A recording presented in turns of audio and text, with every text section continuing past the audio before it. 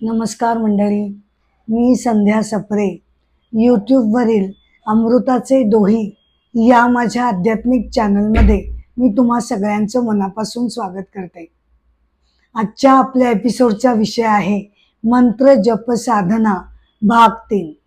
मंत्र जप साधना भाग 3. एपिसोडला सुरुवात करण्यापूर्वी मी मंगलाचरण म्हणून सुरुवात करते. श्रीमन् गणाधिपतये नमः. कृष्णाय वासुदेवाय हरये परमात्मने प्रणतक्लेशनाशाय गोविंदाय नमो नमः. नमो देवे महादेवे शिवाय सततं नमः. नमः प्रकृते भद्राये नियता प्रणता स्मतां. समचरण सरोजं सांद्र नीलांबुदाभं जगन्वीत पाणिं मंडनं मंडनानां. तरुण तुलसीमाला कंधरं कंजनेत्रं सदय धवलहासं विठ्ठलं चिंतयामि.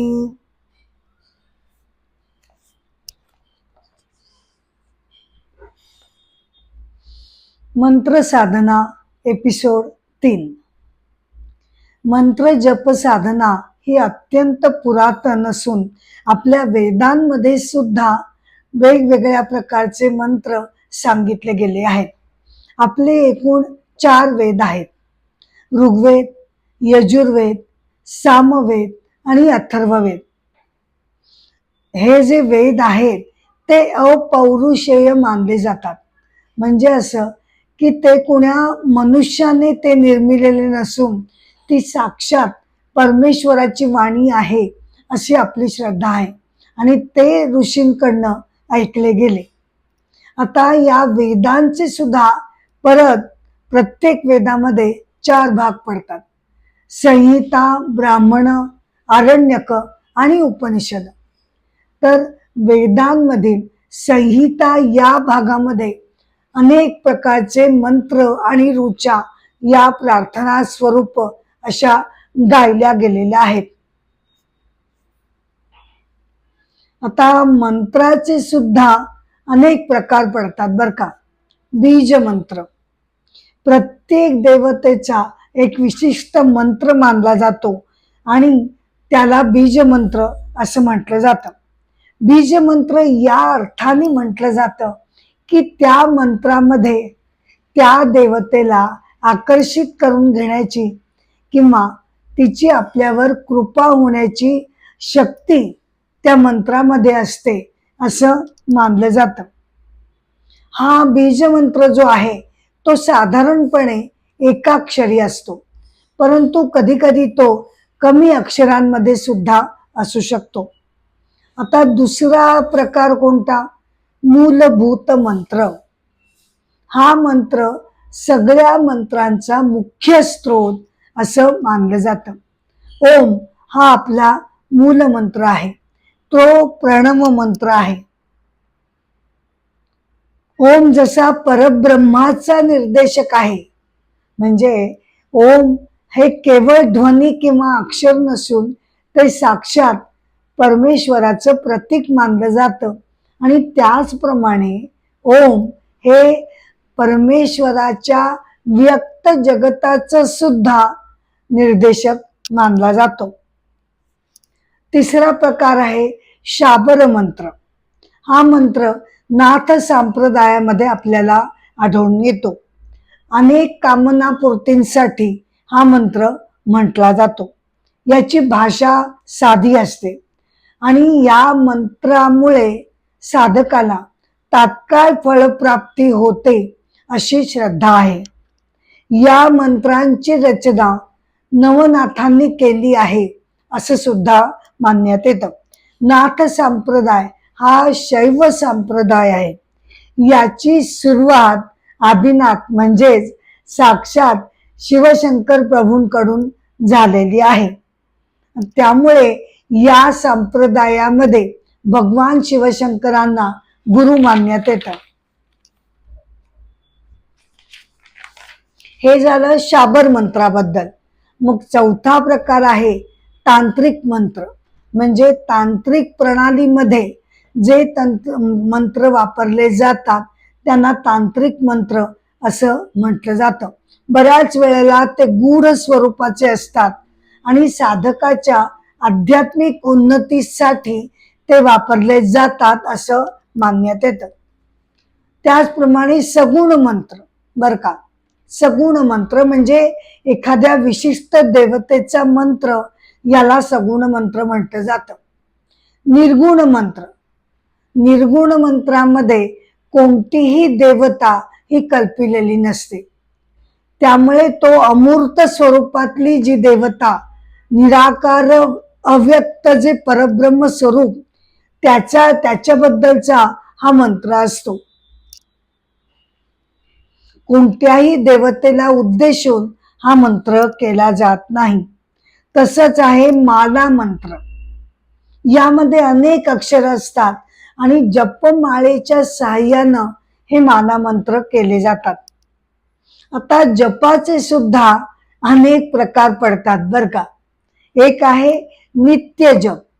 म्हणजे काय, तर रोजचा जो करण्याचा जप आहे त्याला नित्य जप असं म्हटलं जातं. मग येतो नैमित्तिक जप. म्हणजे काही काही कारणाप्रसंगी, काही आपल्या घरामध्ये कार्य असेल, काही आपण अनुष्ठान केलं असेल, काही संकल्प केला असेल, तर त्यावेळचा केलेला नैमित्तिक मंत्र. त्यानंतर आता वाणीचे सुद्धा आपल्या 4 प्रकार पडतात. कोणते ते, तर त्या वाणीच्या प्रकारांप्रमाणे सुद्धा मग जपाचे सुद्धा प्रकार पडतात. आधी वाणीचे काय प्रकार आहेत ते आपण बघूया. पहिली आहे वैखरी वाणी, बर का. ही वैखरी जी वाणी आहे ती आपली स्थूल शरीराशी निगडित आहे. म्हणजे जिभेने आणि ओठाने आपण जे प्रत्यक्ष बोलतो, गातो, या सगळ्या ज्या गोष्टी करतो त्याला वैखरी वाणी असं म्हटलं जातं. ही वैखरी वाणी आपल्या स्थूल शरीराशी निगडित असते. मग त्यानंतर येते मध्यमा वाणी. मध्यमा वाणी ही वैखरीच्या तुलनेने सूक्ष्म मानली जाते. म्हणजे उदाहरणार्थ मनातल्या मनात आपण काही बोलतो, जेव्हा शब्दांचा उच्चार होत नाही किंवा उच्चार जरी केला तरी तो अत्यंत अस्पष्ट असतो, तेव्हा त्याला मध्यमा वाणी असं म्हटलं जातं. याचं माध्यम काय आहे, कंठ हे त्याचं माध्यम आहे. मग त्यानंतरची परत सूक्ष्म वाणी म्हणजे पश्यंती वाणी. ही मध्यमा वाणीपेक्षा सुद्धा सूक्ष्म आहे. यामध्ये शब्दांचा उच्चार अगदी अस्पष्टपणे सुद्धा केला जात नाही, पण त्यांचा अर्थ मात्र साधकाला स्पष्टपणे दिसत असतो. ही हृदयातून उमटली जाते असं मानण्यात येतं. आणि सगळ्यात खोलवरची अतिसूक्ष्म वाणी म्हणजे परावाणी. ही सगळ्यात सूक्ष्म वाणी आहे. त्यामध्ये शब्द नाही, उच्चार नसतो, फक्त त्यामध्ये चैतन्य आणि ऊर्जा असते. तिचं उगमस्थान नाभिस्थान आहे असं मानलं जातं. त्यालाच इंट्युशन असं सुद्धा म्हटलं जातं. या परावाणी म्हणजे ही साक्षात दैवी वाणी असंही समजलं जातं. अनेक गूढ गोष्टी साधकाला त्याद्वारे कळू शकतात असंही मानलं जातं. आता या आपल्या वाणीच्या प्रकारांप्रमाणे जपाचे सुद्धा प्रकार पडतात. पहिला जो जप आहे तो म्हणजे वैखरी जप. म्हणजे जेव्हा आपण तोंडाने म्हणजे जीभ आणि ओठाच्या साह्यानं प्रत्यक्ष जेव्हा बोलून तो जप करतो तेव्हा त्याला वैखरी जप असं म्हटलं जातं. त्यानंतर येतो मध्यमा किंवा त्याला उपांश असंही म्हटलं जातं बर का. मध्यमा जप किंवा उपांश जप. आता हा जो जप आहे तो अगदी हळू आवाजात, केवळ स्वतःलाच ऐकायला येईल इतक्या हळू आवाजात जेव्हा जप केला जातो तेव्हा त्याला मध्यमा जप असं म्हटलं जातं. याचा संबंध सूक्ष्म शरीराशी असतो. त्यानंतर येतो मानसिक जप, म्हणजे मनातल्या मनात सुद्धा नाही, बोलणं नाही मध्यमेप्रमाणे मनातल्या मनात, तर हा केवळ मानसिक जप म्हणून प्रसिद्ध आहे. त्याचा उच्चार केला जात नाही. त्याशिवाय श्रवण जप, मंत्राचं श्रवण करणं हा सुद्धा एक श्रवण जप असा मानला जातो. म्हणजेच आपल्याला लक्षात येईल की मंत्र जप साधना ही आपल्या मनाला संयमित करण्यासाठी, नियमित करण्यासाठी अगदी स्वास्थ्यपूर्ण अशी उपासना आहे. यामुळे आपल्याला मानसिक शांती मिळते, मनाचं नियमन होतं. जे चंचल मन हजारो विचारांच्या मागे धावत असतं त्याला कंट्रोल करण्यासाठी ही मंत्र साधना अत्यंत प्रभावी ठरते.